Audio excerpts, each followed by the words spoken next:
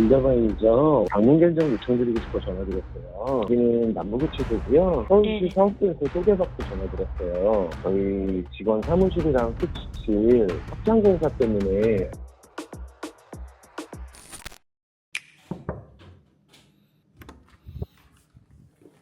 안녕하십니까. 네, 안녕하세요. 명절 잘 보내셨습니까? 명절에 어이없는 일을 당해서 잘 보낸 건지 못 보낸 건지 모르겠네요. 무슨 일이 있으셨어요? 제가 보이스피싱 당할 뻔했어요. 건설회사에 무슨 보이스피싱을... 건설회사들은 조달청에서 관리하는 그 나라정터라는 시스템 통해서 이제 관사업을 할 수 있거든요. 저희도 최근에도 많이 했고 그걸 이용해서 또 보이스피싱을 하더라고요. 이거 대박 냄새가 나는데 앉아서 제대로 썰 들어볼 수 있을까요? 네, 한번 이야기 한번 드릴게요. 이런 일이 더 있으면 안 되니까. 대표님 제대로 한번 얘기 좀 해주세요. 보이스피싱 당한 썰.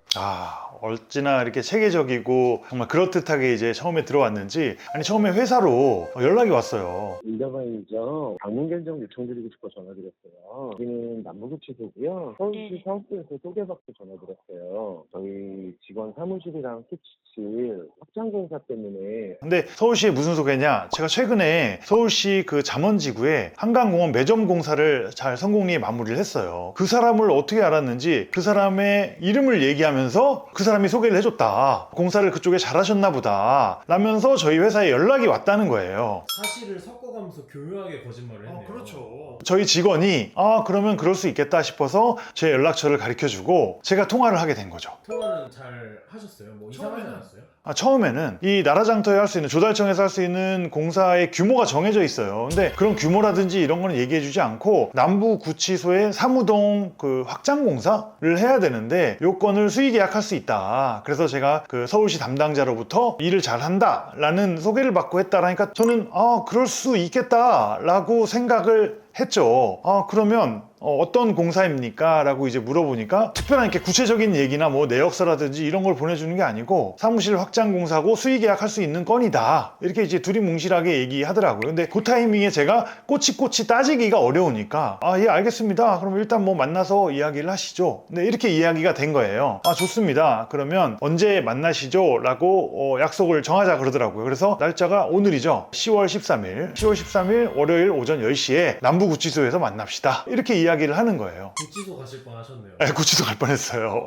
치밀하게 구치소 들어가려면 차량 등록도 해야 되고 미리 그런 절차가 있어요. 서류도 작성을 해야 되고 그거 등록을 자기가 하기 위해서 미리 차량 번호를 가르쳐 달라. 그리고 그 서류를 뭐 작성을 자기가 진행해 주겠다. 이렇게까지 리얼리티를 살려서 보이스피싱 전화를 한 거예요. 시나리오가 엄청 탄탄한... 네, 아주 뭐 공부를 하지 않고서는 그렇게 할 수 없어.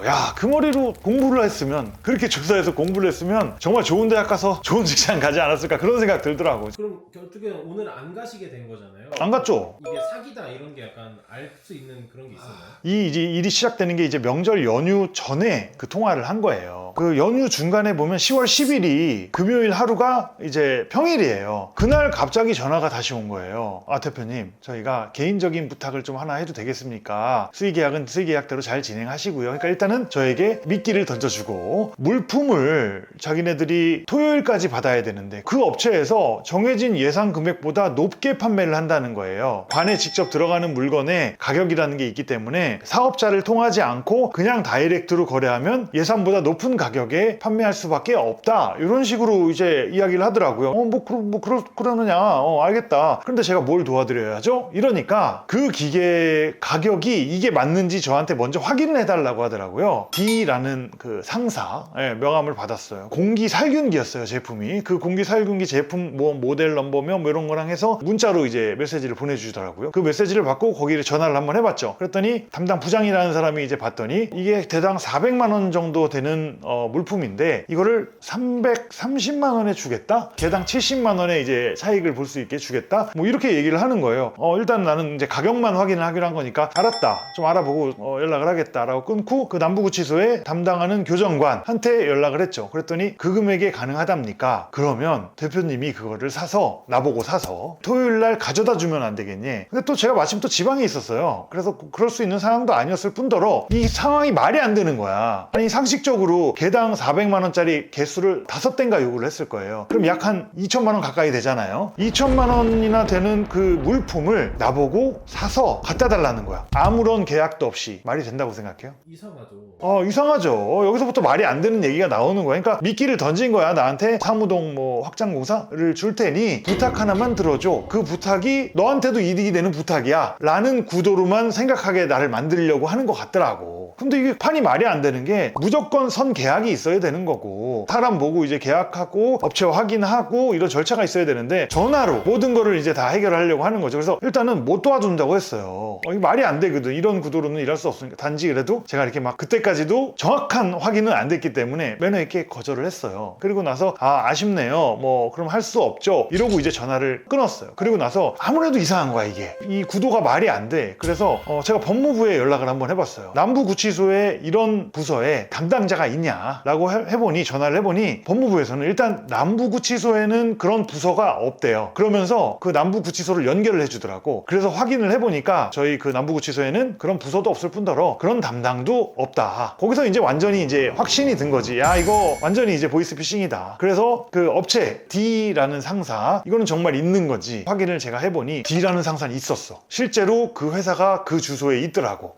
진짜 존재하는 회사. 존재하는 회사예요. 근데 그 준 명함의 담당자는 그 회사에 없는 사람이야. 그래서 핸드폰 번호만 딸락 있는 그 명함에 그 담당자랑만 연락이 하게 된 거고, 그 업체를 검색해보면 실제로 나오는 업체. 그러니까 리얼리티를 살린 거예요. 그럼 그 업체는 명의를 또 도용당하고 있는 거예요? 그렇죠. 그 업체도 자신도 모르는 사이에 명의를 도용당한 거고, 그 다음에 그 기계 그 모델 넘버가 있어요. 뭐 PXX 이렇게 해가지고 이제 넘버가 있는데, 그런 넘버의 제품은 없고 관에 등록된 제품인지도 검색을 해봤더니 그렇지도 않아요. 거기서 완전히 이제 확신이 들었지. 보이스피싱이다. 진짜 사실과 거짓말 진짜 교묘하게 잘 섞어서 속을 수밖에 없네요. 의심을 안 하면. 그렇죠. 의심 안 하면 속는 거예요. 그 중소규모 건설사들 대상으로 해서 이런 구도로 사기를 치는구나, 보이스피싱을 하는구나 해서 검색을 해보니까 웬걸 약 한 100여 건? 이미 당하신 분이 약 한 100여 명 되는 것 같아요. 아까 2천만 원에 100여 명이면 거의 한 20억. 20억입니다. 정말 이 어려운 경기에 열심히 일하시는 분들 뒤통수를 쳐도 정말 돈도 돈이지만 기운 얼마나 빠지겠어요. 저는 뭐 당하진 않았지만 당할 뻔하고 나니까 정말 진짜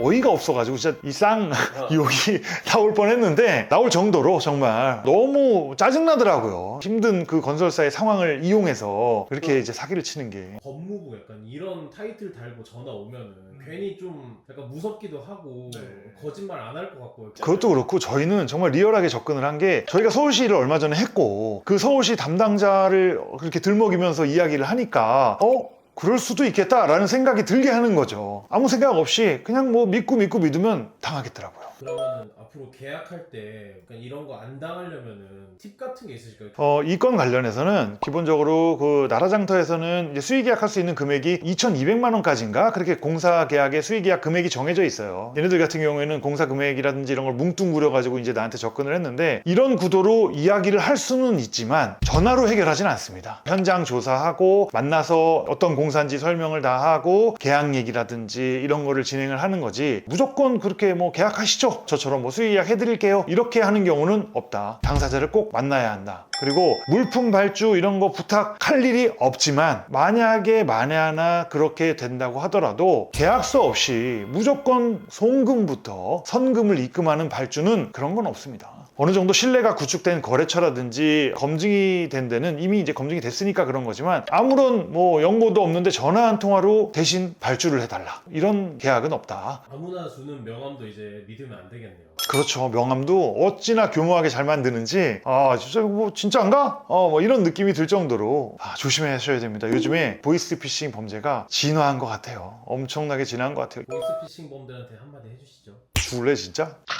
제가 집에 가서 갑자기 떠올라서 명함을 다시 한번 보니까 얘네가 이메일 주소를 Gmail을 쓰더라고. 관공서에서는 보통 Gmail 안 쓰거든요. 그걸 내가 왜 못 받는지 그 생각이 들더라고. 그리고 명함에 사무실 번호도 없어, 회사 번호가 없어. 참 이게 사람이 당하려면 그런 것도 안 보고 이제야 그게 떠올랐다는 게 참 재밌네요.